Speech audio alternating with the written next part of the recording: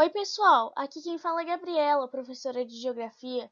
Na aula de hoje, a gente vai começar o nosso conteúdo de hidrografia, que é o estudo das águas.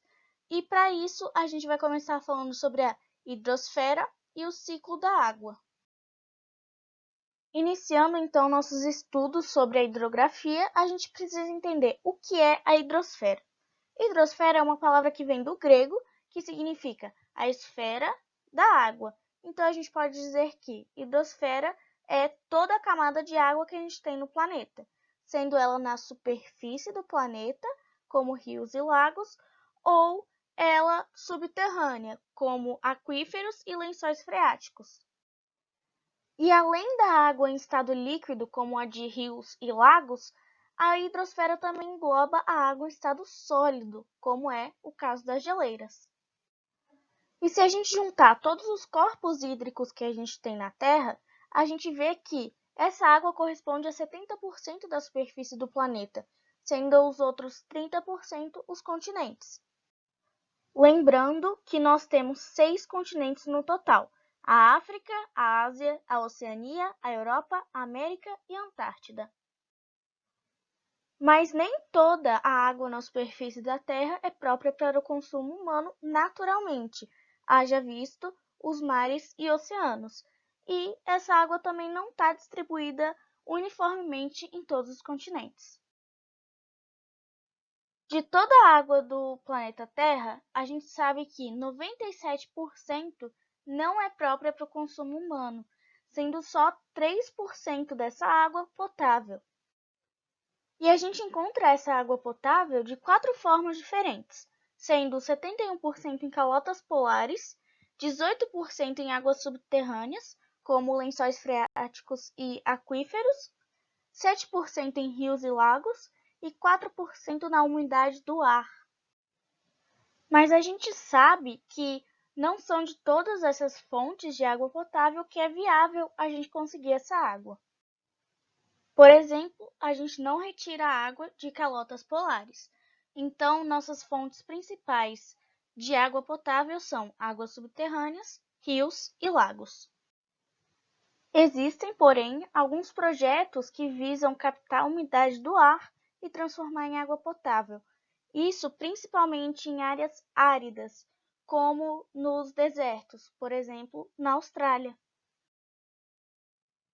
Como a gente sabe que no Enem as questões de geografia às vezes não vêm só com texto, mas vêm também com um mapa, com uma tabela ou com um gráfico, eu trouxe para a gente ver esses gráficos que representam as informações que a gente acabou de ver de uma outra forma. No primeiro gráfico de água no mundo, a gente tem o azul escuro representando os 97% de água não potável. Já o azul claro são os 3% representados da água potável no mundo.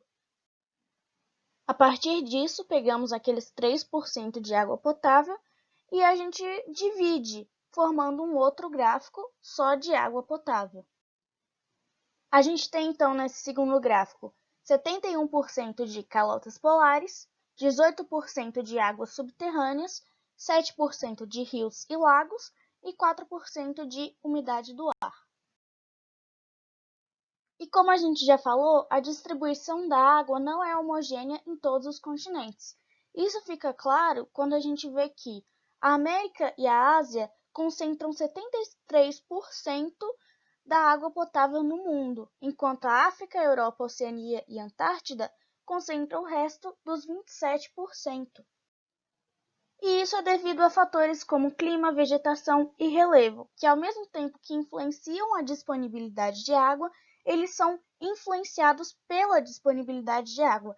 Então a gente vê que tudo é um ciclo. E é justamente sobre isso que a gente vai falar mais para frente, sobre o ciclo da água. Eu trouxe então um mapa que representa a distribuição de recursos hídricos no mundo, só que em 2014. Então podem ser que algumas informações não estejam totalmente atualizadas. Mas mesmo assim, esse é um bom mapa para a gente conseguir analisar a situação da distribuição de água no mundo.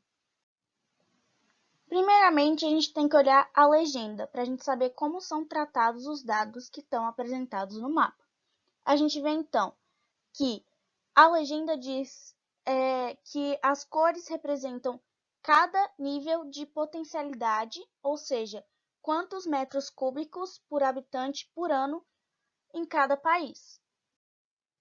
E as cores mais claras representam menor potencialidade, enquanto as cores mais escuras representam maior potencialidade. Esse é um mapa geral da distribuição de recursos, mas a gente precisa entender que cada país tem sua particularidade.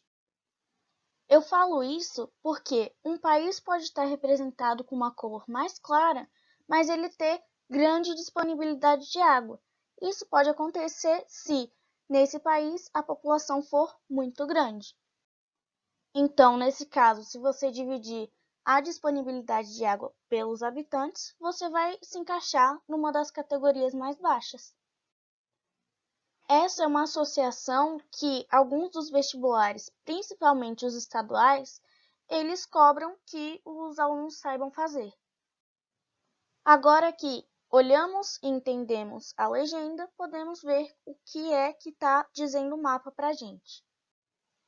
E a gente vê então pelo mapa que os países com menor potencialidade, que são os de cor mais clara, são da Europa, uma parte da Ásia, o Oriente Médio e o que a gente chama de África do Norte, que é a África acima do deserto do Saara.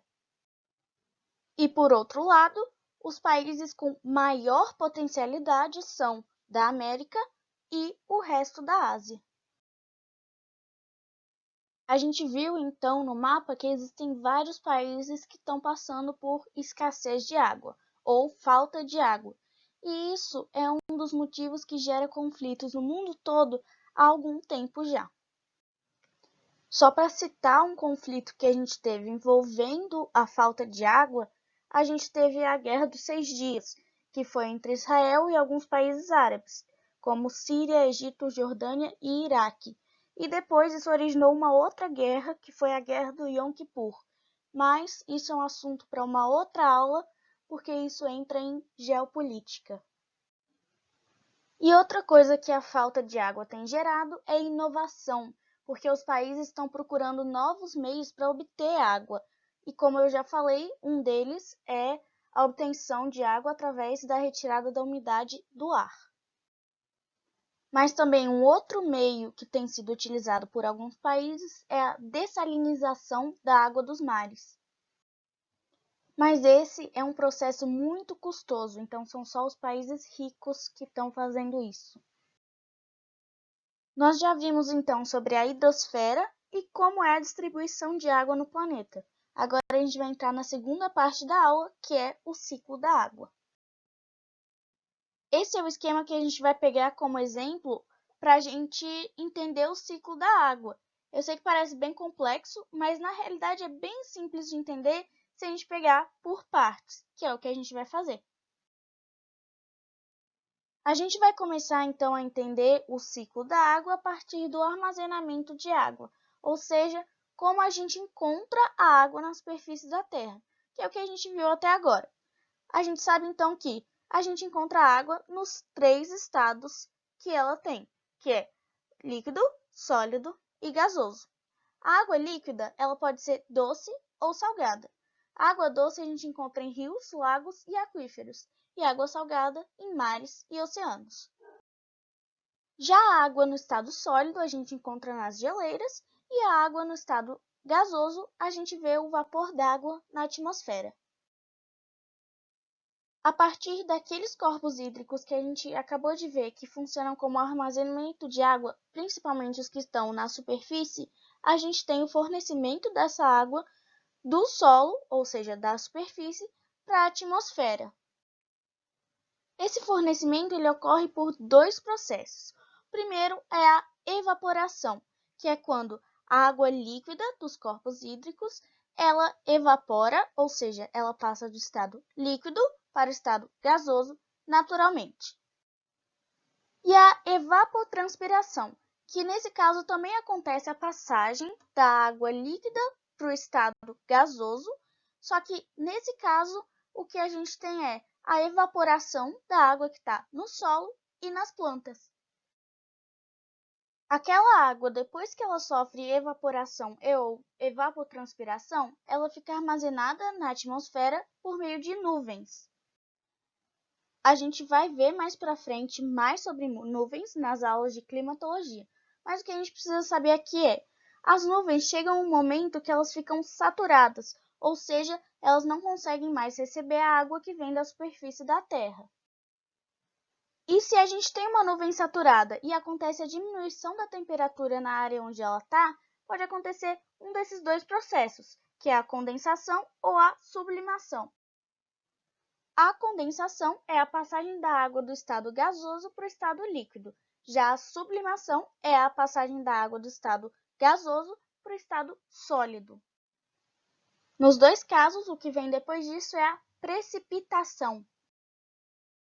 Precipitação é a deposição da água na superfície da Terra, seja ela em forma de neve, de água líquida ou de granizo. Como acontece essa precipitação depende do processo que ocorreu na nuvem. Caso tenha acontecido a condensação, ou seja, a passagem de água no estado gasoso para o estado líquido, o que a gente tem é precipitação de água líquida. Então, a gente tem a chuva. Agora, se o processo que aconteceu na nuvem for a sublimação, ou seja, passagem de água do estado gasoso para o estado sólido, a gente pode ter a neve ou o granizo.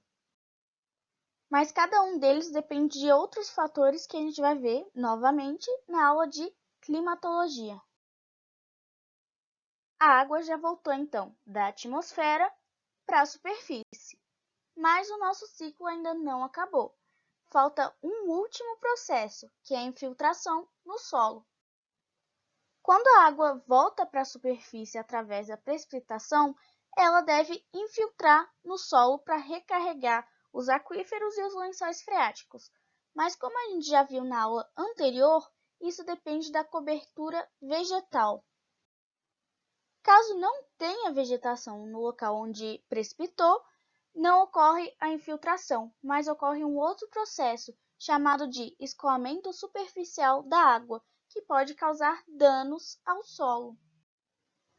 Mas quando tem realmente infiltração da água no solo, ocorre a recarga dos corpos hídricos subterrâneos, que possibilita o reabastecimento dos corpos hídricos superficiais.